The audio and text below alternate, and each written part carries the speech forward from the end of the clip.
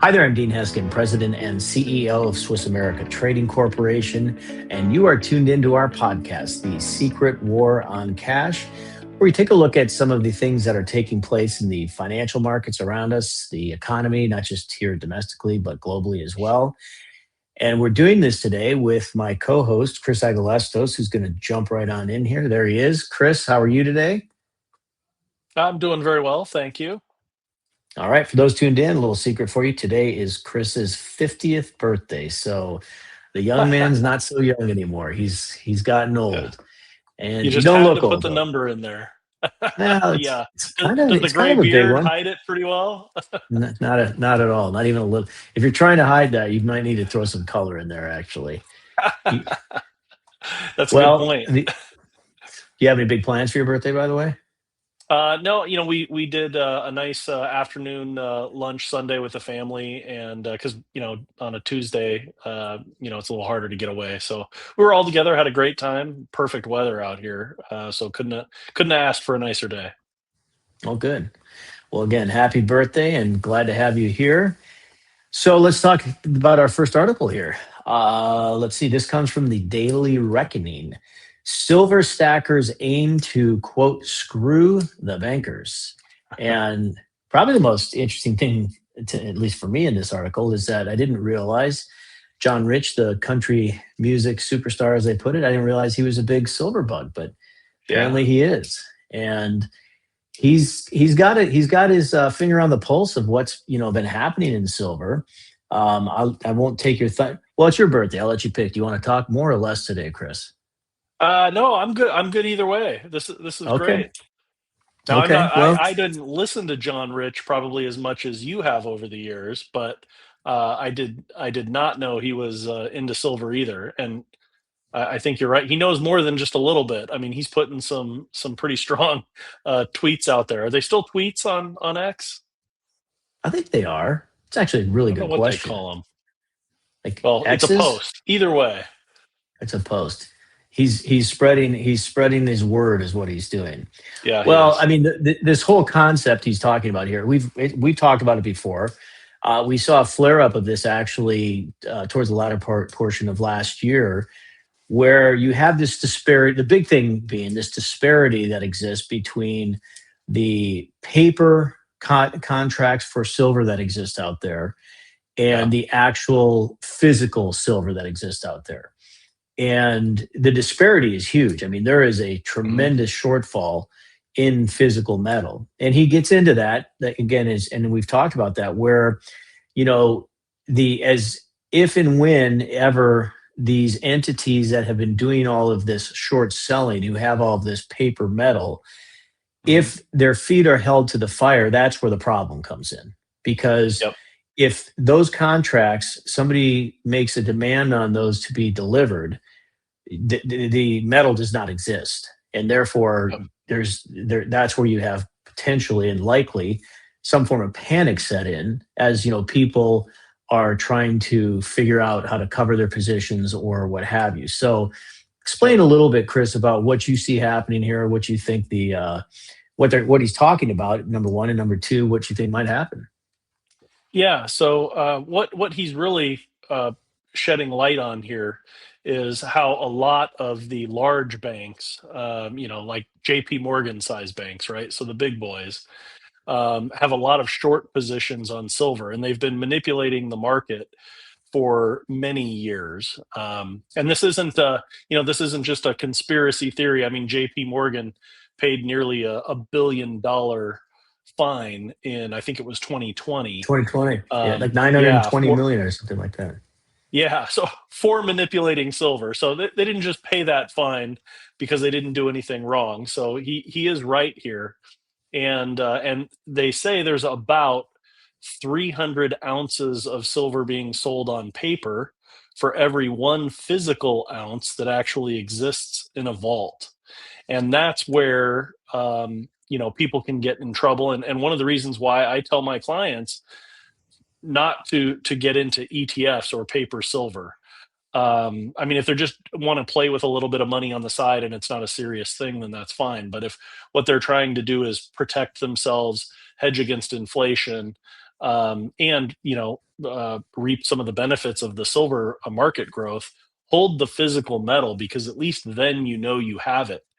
And if we talked about a few weeks ago, the margins have been increased, I think, 2 or 3 times since the beginning of December. So all of these banks that hold these short positions have to pony up more cash in order to hold their positions.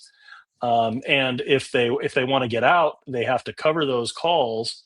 All of a sudden, the price of silver pushes up even more, Hmm. and so it's sort of a balancing act. And the real concern here is that the prices are going to continue to shoot up. These banks are going to find themselves into trouble, and then we're going to see some failures on these ETFs where they won't be able to deliver, and people will be left without the silver that they thought that they had. Right. Well, and look, as we look at this article and you look at the assertions that are being made here, it's very easy to say, well, this sounds like somebody who's just kind of beating the conspiracy theory drum, and I don't Hmm. disagree with that in part. However, what you hit on is really kind of key. In 2020, you had J.P. Morgan, who was fined literally nearly $1 billion for this very reason, Yeah. and I personally believe, Chris, that the this situation is only gotten worse since then. I mean, look, when you hear about a bank or a financial institution, paying a fine of some sort, and really, I think it's kind of it applies to pretty much a lot of things in life. They're paying fines on what they got caught for.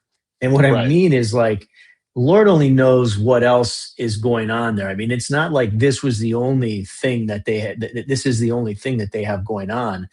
And Yeah. my point being is, that, did when they were being fined, did they find the entire problem, or would they still have other problems out there? And there probably are others, and there are other Yep. institutions, the same thing. And so that's why you would expect or think that if and when this rubber meets the road in terms of the paper disparity in relation to the physical metal, Mhm.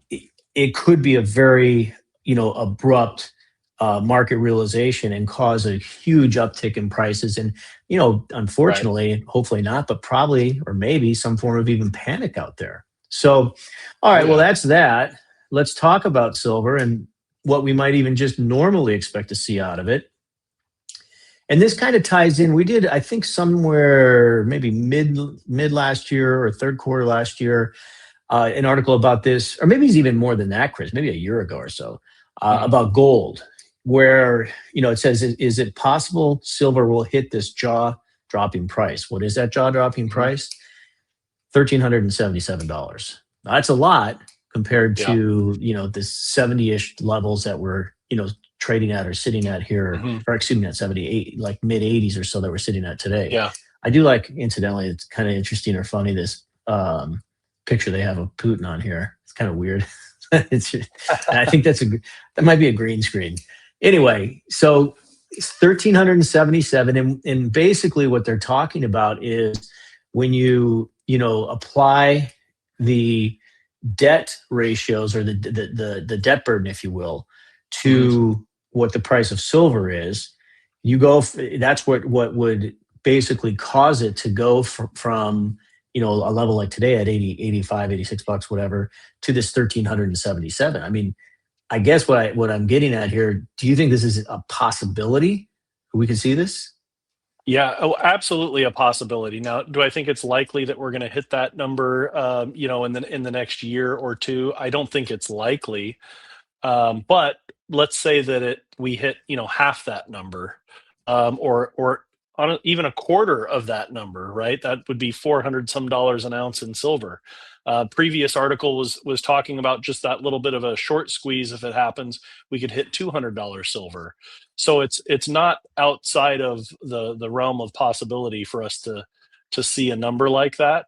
And especially, if we can see that silver could hit 5 or 600, well, all it takes is one doubling for 600 to go to 1,200, and 1,377 isn't far away. So I think we will see those numbers. It's hard to guess, obviously, when exactly that's going to happen. But and we're just talking about in our current situation. I mean, if we see hyperinflation and currency collapses, more bank failures, things like that, then I mean, even $1,300-$1,400 could seem low. Sure. Unfortunately, and I don't wish, obviously, we don't wish for any of those things to happen, but it's really not inconceivable to see that we could hit those kinds of numbers if a few other pieces just fall into place. Yeah, no, and you hit on a really good point there as well. Like with really any market, but in this case, if we're talking silver or in gold, it relates to gold as well. If we're talking about that, the these numbers get higher, the percentages that it moves Hmm. is the same, but yet it gets to a much greater number. Meaning, like, Yep. we started at beginning of 2025 at basically $30 an ounce silver. We ended the year at 70 plus. Hmm. Now we're in the mid 80s, and even if it just performs percentage wise as well as it did, in 2025, and we have these issues like we just talked about, like the all the paper silver out there relative to the physical silver out there, and something that may trigger, a strong buying surge or pressure. The bottom line is that for it to do only as well as it did last year, it would go from 85 to $170 an ounce, basically, a little more than that. Yep. So, and Yep. then from there, same thing goes from 170 to 340. And once it starts Yep. getting into those levels, that $1,300 an ounce silver, is conceivable. I mean, is something that you could Yeah. see definitely happening. All Well, right. even think about what we saw with gold, in the last 20 years, going from the 250 to $300 range. If there were people talking about $4,000 and $5,000 gold then, and people laughed at them. Right. And now, I mean, now 20 Laughed at years is a us. decent. Yeah, that's right. That's right. When we were telling people, but again, in 20 years is a decent period of time, right? But still, people back then didn't think, oh, in 20 years, this $250 coin is going to be worth $4,500, and yet here we are. Right. Absolutely right. Well, and that's just it. You have a market that has been performing, but as we've talked about numerous times, this is the part of the main benefit, like in terms of what our perspective as a company or our position as a company is to be diversified into something that is an unencumbered debt. That's not, so it doesn't depend on somebody else's ability to pay to give it value. It has Right. value just based on what it is. And that is so strong because as economies, maybe falter or currencies get weak, and sometimes they even collapse, this asset, gold and silver, I should say, these assets are not dependent on any single currency out there or any confidence factor in terms of maintaining value. Their value is based on what it is. And if you'd like to learn Right. more about this whole topic, for those of you tuned in, you can either call or text our office actually at 1-800-289-2646. You'll see that phone number in our show description. You can also visit us online at www.swissamerica.com. Thanks for the information, Chris. And for those tuned in, if you Yep. are not subscribed to our channel, please do so, as we'd love to talk to you more in the future. Other than that, have a great rest of your day, and we'll see you soon. Take care. And happy birthday, Chris. Oh, thank you.